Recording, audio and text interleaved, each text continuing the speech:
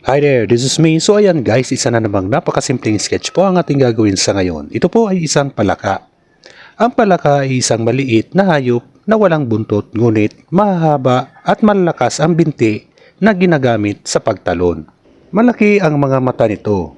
Tipikal sa palaka ang mabuhay sa lupa ngunit may panahon din na tumitigil ang mga ito sa mga basang lugar tulad ng kanal, lawa at sapa. Nakakaya nitong mag-ipon ng tubig sa loob ng katawan kaya kalahati ng bigat ng palaka ay ang inipong tubig. Marami at isang kumpol kung mangitlog ang palaka. Ang mga itlog nito ay tinatawag na ulo-ulo dahil sa itsura nitong pabilog.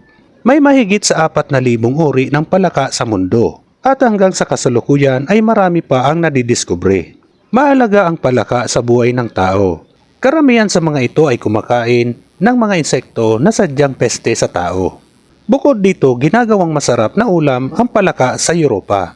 Lumalaki ito hanggang 10 sentimetro. Ang sama-samang pag-iingay ng mga malalaking palaka ay tanda na naghahanap ang mga ito ng makakapareha. So ayan guys, patapos ng ating pag-i-sketch, ako po'y nagpapasalamat sa inyo sa walang sawang panonood nyo sa aking mga simpleng sketches. So ayan guys, tapos na nga po. Maraming salamat. Bye-bye. Thank you.